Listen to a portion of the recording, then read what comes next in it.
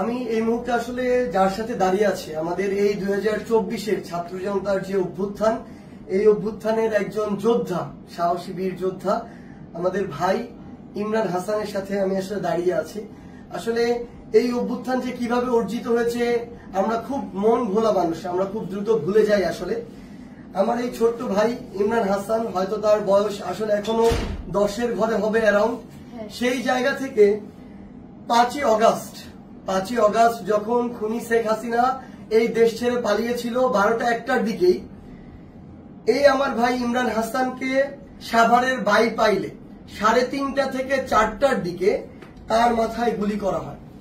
এবং তার আপনারা যদি দেখেন যে তার মাথার দুই পাশে, আপনি যদি সামনে থেকে শুধু একটু নেন তাহলে দেখতে পাবেন তার মাথার এই অংশের খুলিও নেই, এই খুলিটুকু নেই, মাথার এই অংশের খুলিটুকু নেই, শুধু মাঝে এইটুকু আছে আর নিচের দুই পাশে। এই দুই পাশের খুলিটুকু খুলে আপাতত মেডিকেল কলেজে রেখে দেওয়া হয়েছে।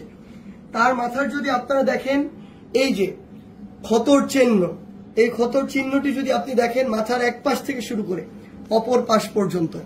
এবং আমার এই ভাই, আমার যোদ্ধা ভাই ইমরান, তার মাথার দুই পাশের খুলির অংশটুকু এখন আর নেই, এটি রয়েছে হসপিটালে। এবং আমার এই যোদ্ধা ভাই আজকে এসেছে জুলাই শহীদ স্মৃতি ফাউন্ডেশনে। এবং সবচেয়ে বড় কথা হচ্ছে আমার এই 10 বছরের ইমরানের মতো ভাইরা আমার যখন এখন পর্যন্ত গুলির আঘাতে তাদের মাথার খুলি হারিয়ে এখন ওই মাথার খুলির অংশ ছাড়া বা ওই খুলিটি হসপিটালে রেখে শুধুমাত্র এভাবে হাঁটতে হয়, যখন আপনি তার চামড়ায় স্পর্শ করবেন আপনার হাতে তার মগজের নরম স্পর্শ লাগবে। এমন আহত যোদ্ধা ভাইরা যখন আমার এখনো কাতরাচ্ছে, এখনো যখন তাদের মাথায় ওই খুলির অংশটুকু স্থাপিত করা হয়নি, তখন এই রক্তের সামনে, এই লাশের সামনে, এই হাজার হাজার শহীদের সামনে আমার এই বাংলাদেশে আবার ওই খুনি শেখ হাসিনা এবং তার দোসরদেরকে নানাভাবে পুনর্বাসিত করা হচ্ছে।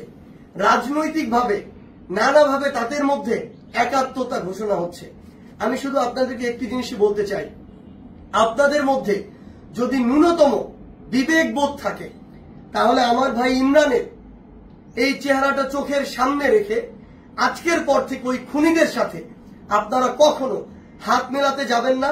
যদি ন্যূনতম আপনাদের মধ্যে ব্যক্তিত্ব বোধ থাকে তাহলে এই 10 বছরের ইমরানের চেহারাটিকে সামনে রেখে কোনোদিনও ওই খুনির যে দোসররা ছিল তাদেরকে পুনর্বাসিত করার জন্য, নিজের দলে টানার জন্য, তাদেরকে নিয়ে একসাথে চলার জন্য আপনাদের যে নোংরা কার্যক্রমগুলো সেগুলো করবেন না। যদি আপনারা সেগুলো করেন তাহলে 24-এর ছাত্র জনতার অভ্যুত্থানের যে স্পিরিট, এই স্পিরিটকে আপনারা অপমানিত করবেন।